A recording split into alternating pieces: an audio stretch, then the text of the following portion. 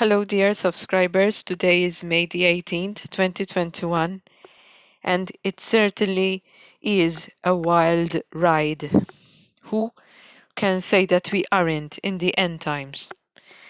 Genetically engineered magneto protein remotely controls brain and behavior. And this article appeared in The Guardian.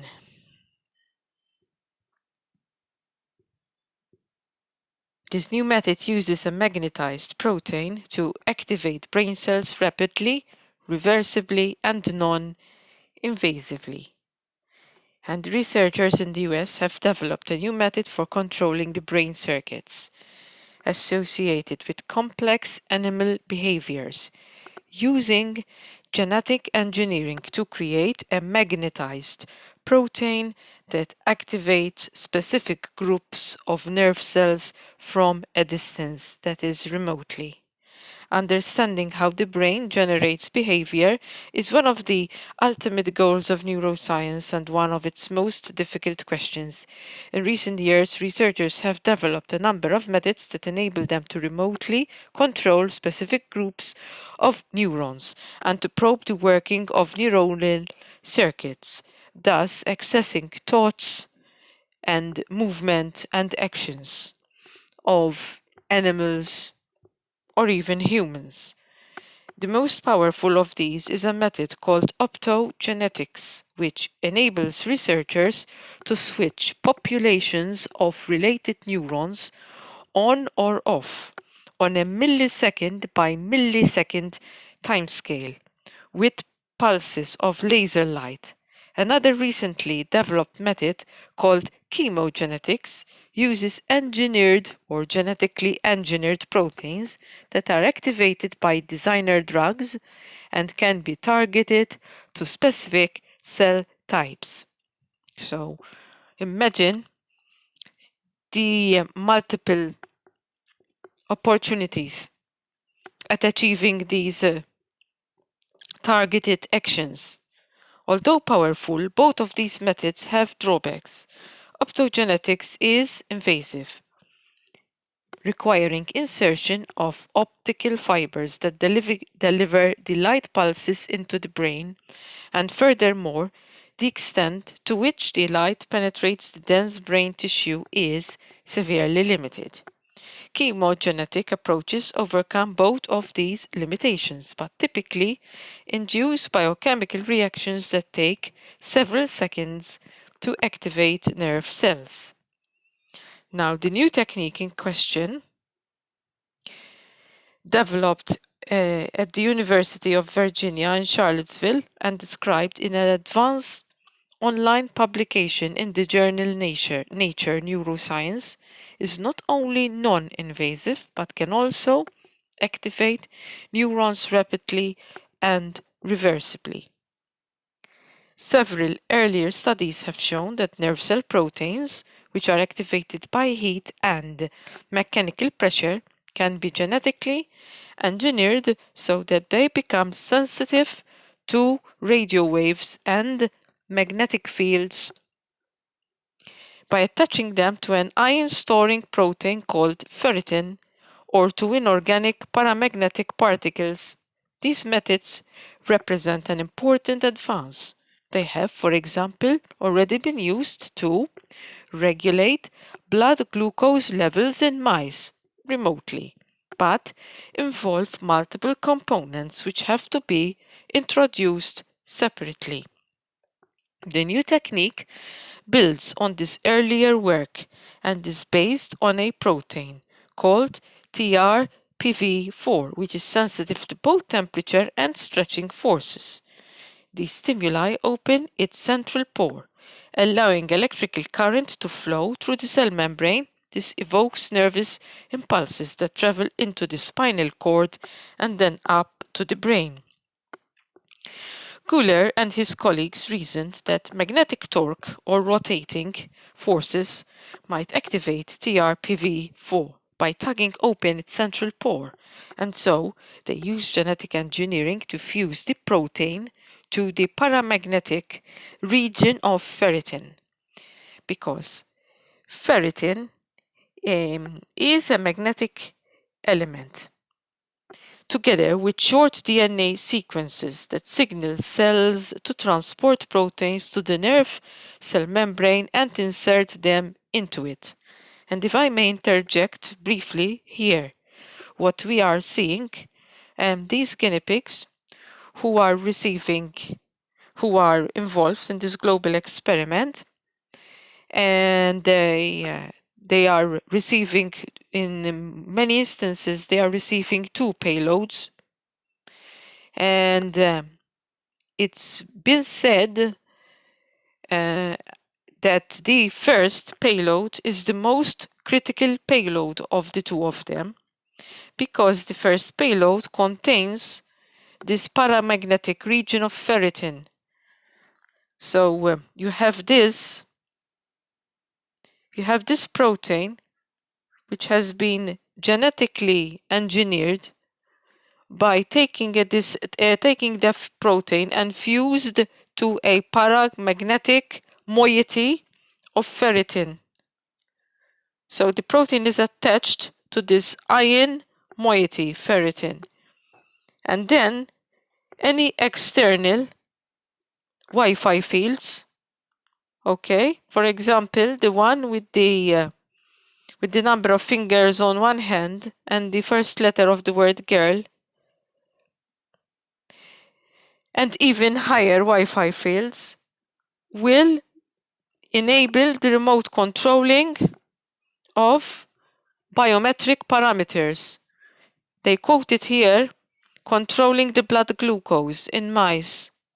But basically, it can be applied to any biometric parameter, blood pressure, pulse, electrolyte levels, and even thoughts, because thoughts and activity are the result of action potentials in neurons, in neuronal activity. And these action potentials are brought about by electrolytes. Ultimately, in the synaptic clefts and transmission across the axon of a neuron. The axon is a long finger-like, it's like a long cable extending from the nerve cell. That's the method of how nerve conduction is achieved. And this is an in vivo manipulation, which means not in vitro, not in a petri dish, but in an actual organism. Now, in this instance, they took a zebrafish, and here it's saying that they have an in vivo manipulation of zebrafish behavior using magneto zebrafish larvae exhibiting coiling behavior in response to localized magnetic fields. So that is how they control certain aspects of movement with this technology, with this genetic engineering technology. When they introduced this genetic construct, because that's what it is, it's a construct, into human embryonic kidney cells growing in petri dishes, the cells synthesized the magneto protein and inserted it into their membrane. Application of a magnetic field activated the engineered TRPV1 protein. Activated, I repeat, the engineered TRPV1 protein, as evidenced by transient increases in calcium ion concentration within the cells, because cells have calcium gated channels. They have gates. They are controlled by microscopic voltage, the membranes of cells. Okay? Now, when they applied these magnetic fields, the voltage across this voltage gated calcium channel, it's a channel that is influenced by magnetic fields and Wi-Fi fields. In fact, this happens with that Wi-Fi. Under the influence of that Wi-Fi, your calcium, your voltage-gated calcium channels in the membranes of your cells becomes more porous. Thus, it allows more calcium to enter into your cells. And this is what is precisely being described here.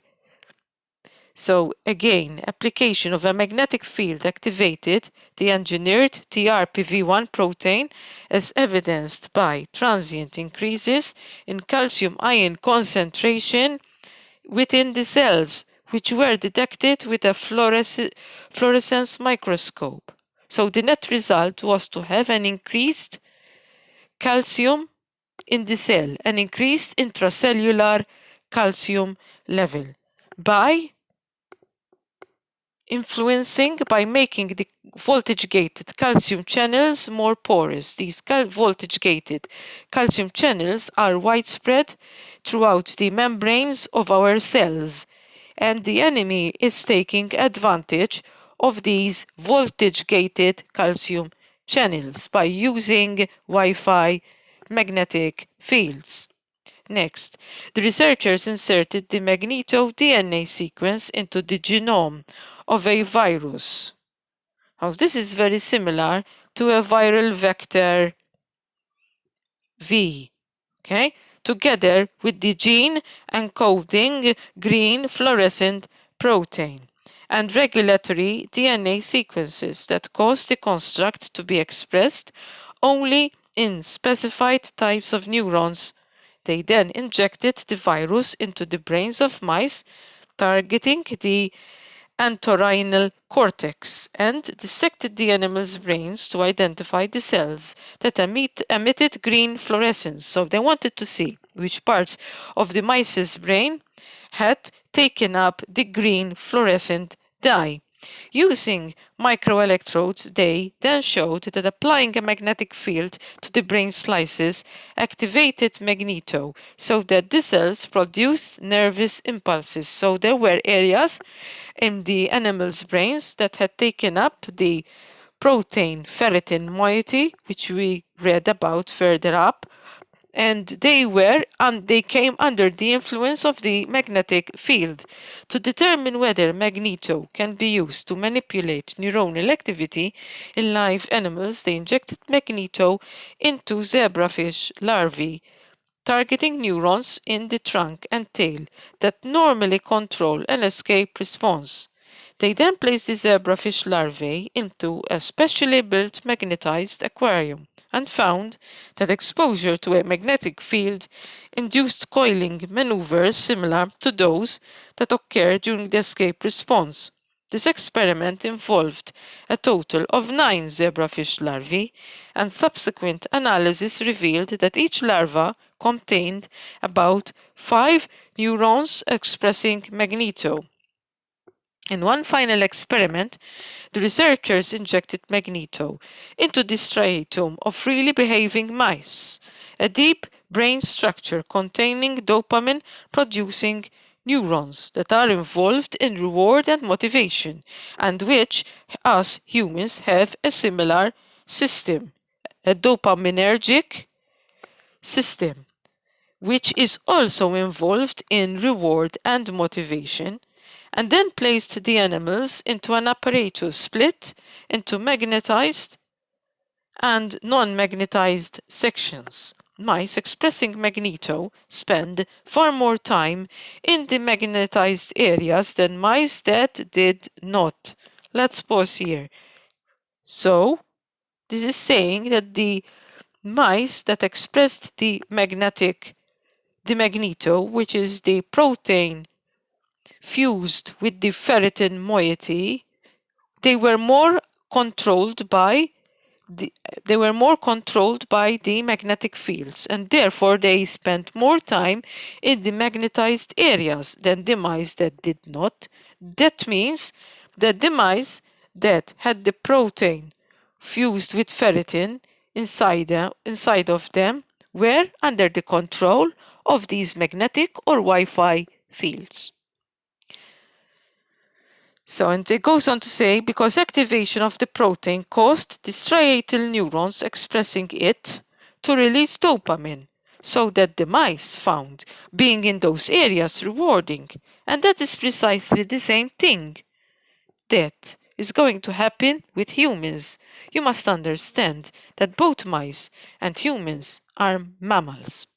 And as I explained to you, we have a dopamine system in our brain which is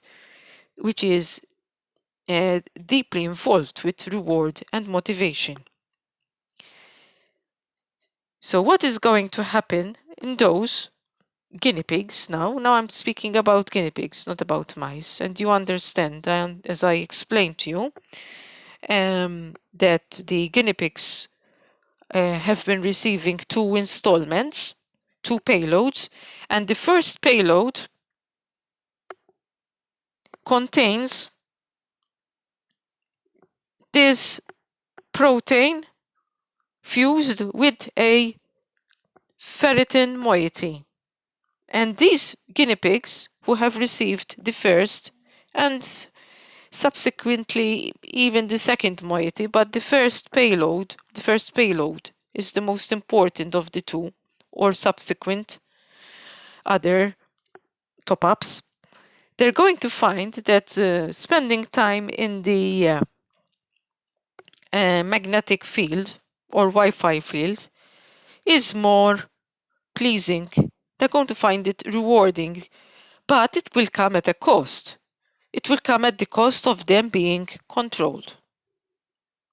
Neuroscientist Steve Ramirez of Harvard University, who uses optogenetics to manipulate memories in the brains of mice, says the study is badass. Previous attempts using magnets to control neuronal activity needed multiple components for the system to work. Injecting magnetic particles, injecting a virus that expresses a heat-sensitive channel, or head fixing the animal so that a coil could induce changes in magnetism. He explains the problem with having a multi-component system is that there's so much room for each individual piece to break down. But this system which we are discussing here is a single elegant virus that can be injected anywhere in the brain, which makes it technically easier and less likely for moving bells and whistles to break down. He adds, and their behavioral equipment was cleverly designed to contain magnets where appropriate so that the animals could be freely moving around. Magnetogenetics, we think it's a new frontier, but it must have been around for quite a while, is therefore an important addition to neuroscientists' toolbox, or shall we say, it's an important addition to the global elitists' toolbox. Where Klaus Schwab was quoted saying that they will ultimately be controlling the human population, which will undoubtedly be developed further and provide researchers with new ways of studying brain development and function. And this is the primary reference that you would want to look up. The author is Wheeler, and note the date when this article was published, 2016. That's 5 years ago already. This is nothing new, folks. Genetically targeted magnetic control of the nervous system in the Nature Neuroscience Journal. And if you tap on the if you tap on the abstract there, you can read the abstract.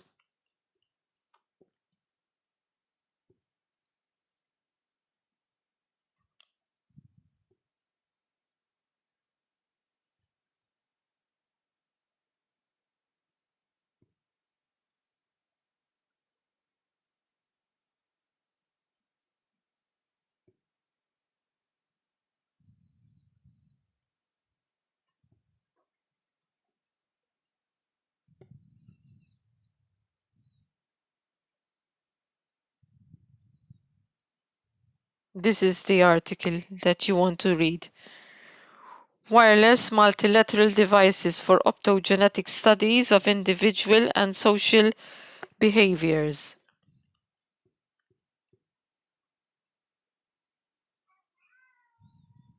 Look at this, integrating barcoded neuroanatomy with spatial transcriptional profiling enables identification of gene correlates of projections.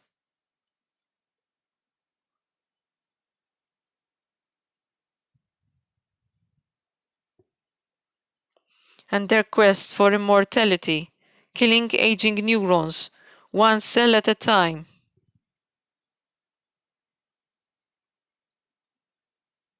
Plenty of articles here in this issue, it seems. Well, actually, it's not one single issue here, because this one is dated April 2021. Anyways, just wanted to show you something before we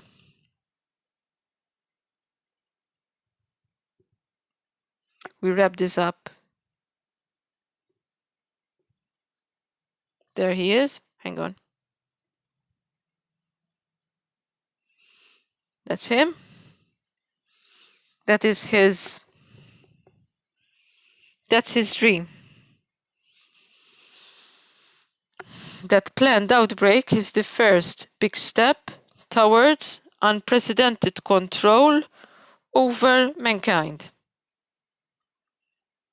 And magneto proteins is certainly a useful tool in this fascists' toolbox. If you haven't come to Jesus Christ, I pray that you do so today. Whoever calls upon the name of the Lord shall be saved. That's Romans 10:13. Time is almost up. There's simply no time left. We are at the end of the very end. Delaying calling upon the Lord, leaving it for later or tomorrow may be tragically too late. Call upon the Lord now. Repent and ask for the forgiveness of your sins. God bless you all.